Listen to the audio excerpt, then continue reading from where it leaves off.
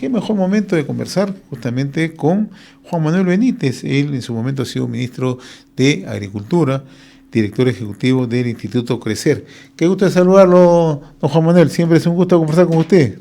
Buen día, muy amable José, como siempre. muchísimas gracias. Muchas gracias por la invitación en un día además tan especial para el agro peruano. Sí, en efecto, ¿no? Y usted a través de redes sociales recordaba que este es un día especial, ¿no? Un día donde hay que rendirle un reconocimiento al hermano del campo, al hermano agricultor, una fecha que simboliza el esfuerzo, el trabajo, el tesón. Efectivamente, cuando uno analiza la agricultura del país y su proyección, realmente es como para sentirse orgulloso. Cosas como que casi el 70% de lo que consumimos todos los días es producto peruano. Importamos apenas un 30% que está concentrado en dos o tres productos, básicamente harinas que no producimos para pan, aceites que deberíamos producir un poco más, ¿no? Y está maíz amarillo para alimentos para la avicultura, que también creo que podríamos hacer un poquito más de esfuerzo para producir más, pero estamos, tenemos una seguridad alimentaria de las que no existen en muchas partes del mundo, incluso durante la pandemia. Perú no sufrió en términos de disponibilidad de alimentos gracias a que nuestros productores siguieron trabajando, siguieron esforzándose y siguieron llevando los alimentos a las mesas de todos los peruanos. Y también la agricultura de exportación que el año pasado ha alcanzado, perdón, los 12.500 millones de dólares y esperamos que este año lleguemos a los más de 15.000 millones de dólares de exportaciones. Son buenas noticias en agricultura, aunque también es verdad que hay retos todavía por hacer que podemos ir seguramente conversando durante la entrevista. Sí, ¿cuál es la situación en estos momentos del agro? Hemos tenido momentos bastante complicados, el cambio climático nos ha afectado, zona sur, zona centro, en el norte del territorio nacional. Si tuviéramos que trazar una radiografía actual del sector de la agricultura, ¿cómo observa usted? Mire, ya quizá hablar de coyunturas climáticas es algo que yo creo, muy superficial. Yo pienso que hay que empezar a hablar ya de ciclos que se van repitiendo más continuamente, ¿no? Hablábamos de, por ejemplo, el fenómeno del Niño, que se presentaba en promedio cada 18 o 20 años. Hoy día estamos viendo que el calentamiento del mar se da de manera más seguida, va cambiando de nombres, incluso ya aparecen los ciclones que antes no existían, ¿no? El fenómeno del niño costero que le pega muy fuerte a la costa del Perú, ¿no? Y entre otros fenómenos como el de la niña también, había al inicio de este año también una amenaza de una niña, pero luego se fue felizmente diluyendo ese tema, que nos llevó pues a escenarios como el del año pasado, por ejemplo en el norte, donde hubo escasez de agua, y a pesar de tener reservorios en ciertos lugares, llegamos prácticamente a la segunda campaña con reservorios muy por debajo de su nivel histórico. Y eso es algo que nos debe preocupar. Tenemos agua en periodos del año, mucha agua, en periodos muy cortos, y las sequías empiezan a extenderse.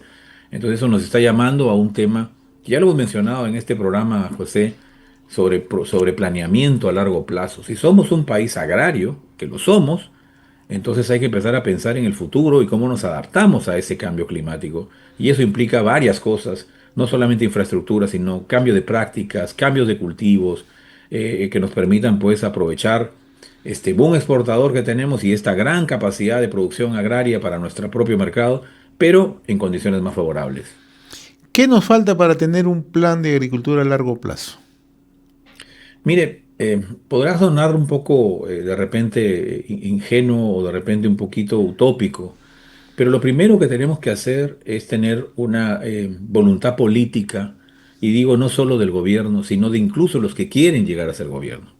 O sea, más allá de los esfuerzos que hizo en algún momento el Acuerdo Nacional, que son saludables, son razonables, pero que han quedado en un papel, creo que las fuerzas vivas políticas deberíamos estar, tener algunos acuerdos básicos, algunos lineamientos básicos. Y eso tiene que ver con definir que somos un país minero, pero somos un país agrario predominantemente.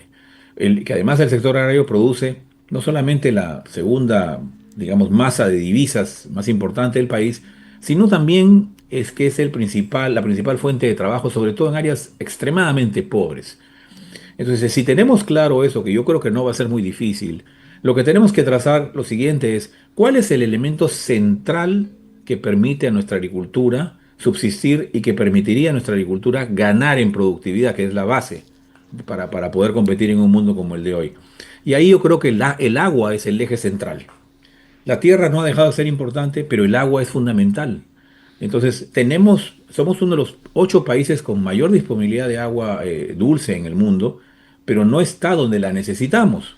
Para eso necesitamos infraestructura que nos permita conducir agua a las zonas más fértiles, a las zonas donde tenemos valles más extendidos, o incluso en los valles interandinos, donde hay pocas tierras, pero que son altamente productivas, o incluso en la selva, donde también tenemos hoy día áreas que se han deforestado, lamentablemente, pero que tienen que ser puestas en valor, porque si no, pues habría sido un gran desperdicio el haber perdido estos servicios ecosistémicos para nada, y que más bien las personas que van a la selva continúan deforestando porque no tienen opciones de trabajo. Creo que ahí están los puntos claves, agua primero. Y segundo, yo diría que también es sobrepasar esta idea de competencia entre grandes y chicos, ricos y pobres. Yo creo que todos son necesarios. La agricultura grande de la costa está empujando a los más pequeños hacia unirse a cadenas de valor con mayor llegada a mercados, transfiriendo tecnología, asistencia técnica, material genético. Y tenemos que ir hacia que los productores empiecen a cambiar esta idea de producir solos, cada vez en participaciones más chiquitas de tierra, sino asociados, mirando con entusiasmo cómo colgarse estas cadenas de valor, y ahí el Estado tiene una labor fundamental, proporcionando asistencia técnica, financiamiento también, pero con garantías, con seguridad jurídica, pues con acceso a mercados. Si no tenemos mercados definidos, por más que hagamos grandes inversiones, vamos a seguir, digamos, en lo mismo. Y una cosa que es fundamental para la agricultura, también en términos de planeamiento de largo plazo, es la disponibilidad logística.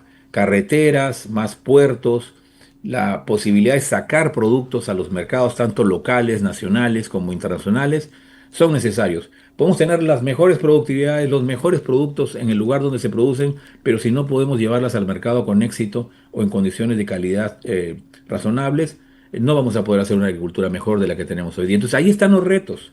No es tan difícil, no hay que hacer superdiagnósticos y muchos estudios.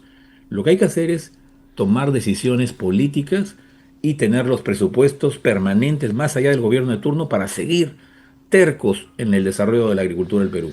Y usted señalaba un tema, ¿no? ¿Cómo generamos esta seguridad jurídica, ¿no? Y hemos tenido por años una ley de promoción agraria que permitió un crecimiento sostenido del sector, ¿no? Y ahora nuevamente ¿estamos reencaminados nuevamente? Yo diría que sí, hay un debate hoy día abierto sobre esto y hay un grupo de economistas y de personas que están, digamos, expresando su opinión contraria a la extensión de la norma. Yo estoy del otro lado, considero que hay aspectos que no han considerado. Para mí, el decir que ya llegamos a su límite, que ya no es necesario, me parece que es una cuestión que no tiene asidero técnico, no hay sustento. Simplemente es una visión de tenemos 12.500 millones de dólares, ¿para qué más? Y yo creo que es completamente raro, hay que mirar el vaso al revés. Es que podemos tener el doble y el triple de lo que puede producir la exportación del Perú, porque apenas hemos desarrollado 250.000 hectáreas en la costa. Y en la costa del Perú hay más de 1 millón de hectáreas disponibles para hacer agricultura de exportación. Ni qué decir de la sierra o de la Amazonía, que están recién empezando a entrar, a colgarse como vagones en esta locomotora que ya no para. Es verdad que hay empresas que se han consolidado, pero esas empresas son las que están justamente invirtiendo en la expansión. Para los que no conocen de agricultura, la costa tiene efectivamente ya desarrollo, ¿no es cierto? Pero también hay un factor que es importante que el quien nos está escuchando entienda. No todo el producto sale en el mismo momento. Van dependiendo de ventanas que se definen por el clima. Empezamos por el sur y va avanzando hacia el norte. Pero también hay ventanas para poder sacar producción hacia los Andes y hacia la Amazonía.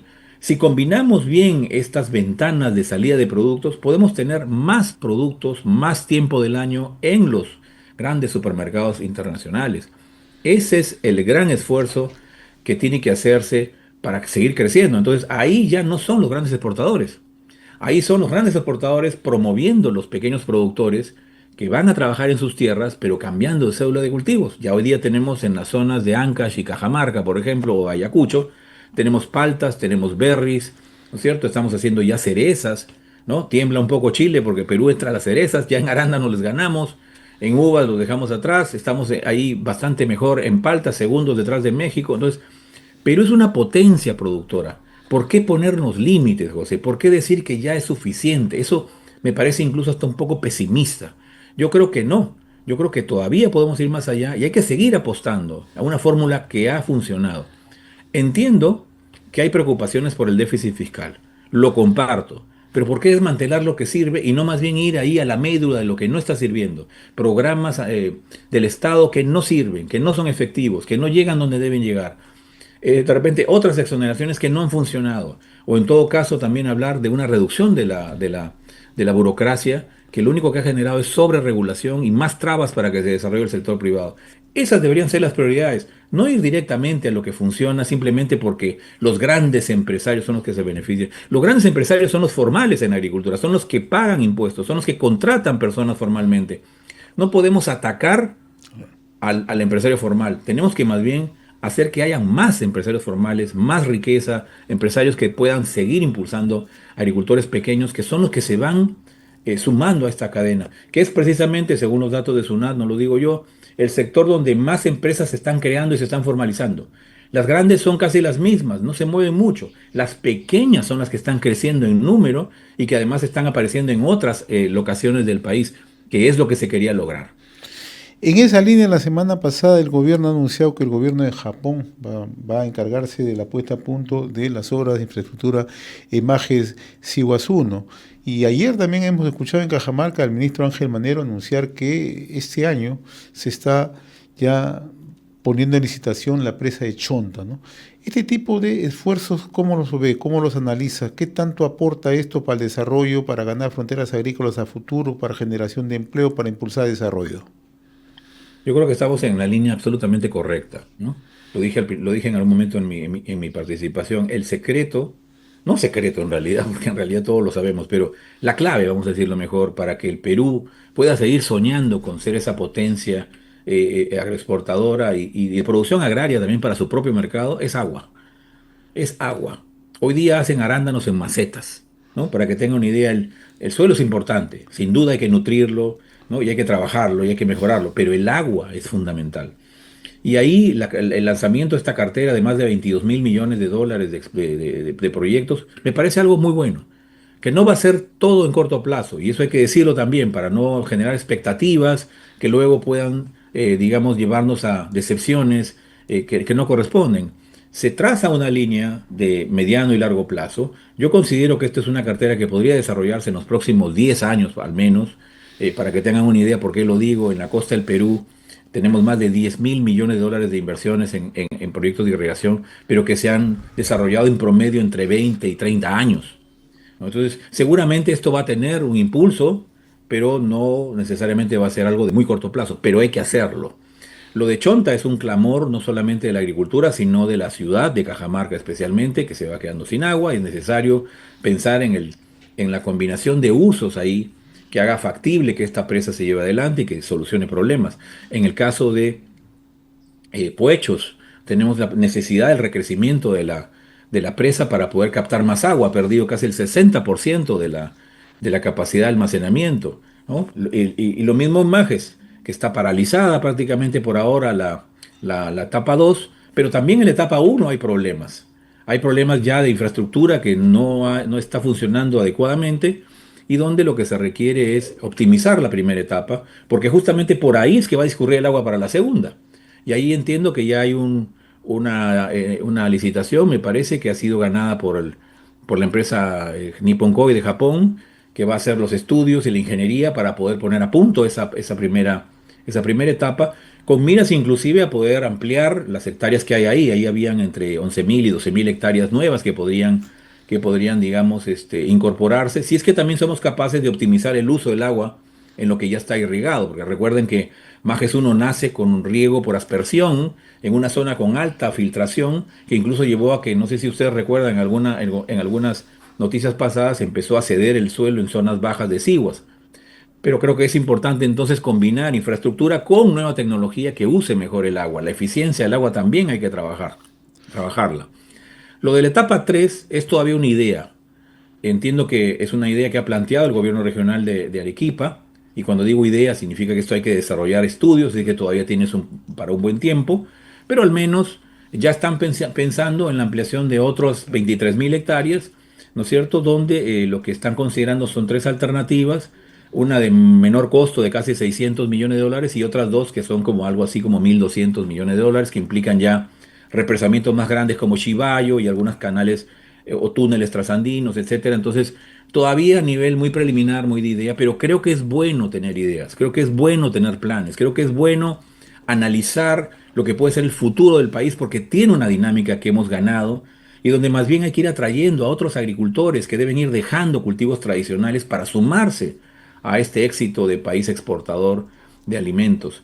Y ahí nuevamente el Estado creo que tiene una gran labor, no solamente en la parte de infraestructura, directamente porque yo soy mucho más partidario de las alianzas público-privadas, sino también en ir generando toda una cultura del uso del agua, ¿no? En la propia parcela. El uso de riego tecnificado, por ejemplo, es algo que necesitamos tener con mayor medida. Por cada gota de agua, hoy día nuestra eficiencia es apenas el 31%, José. Es decir, 70% se va al acuífero. Necesitamos que por cada gota sea 90 o 95% lo que use la planta. De esa manera, con menos agua incluso podemos ampliar más tierras, menos agua por hectárea, más tierras para poder dedicarlas a la agricultura. Y eso creo que es un gran reto, un gran esfuerzo que va a requerir no solo del gobierno, sino de los empresarios agrarios y también de los agricultores en general, porque a la agricultura no la para nadie y en este día, hoy, el Día de la Agricultura, creo que es necesario plantear estas cosas y ponerlas sobre la mesa en un debate abierto con los políticos que incluso quieren llegar a la presidencia de la República. Don Juan Manuel Benítez, yo le agradezco como siempre la amabilidad que tiene con RCR, Red de Comunicación Regional. Siempre es un gusto dialogar con usted. Muy amable. Buen día. Muy amable. Buenos días.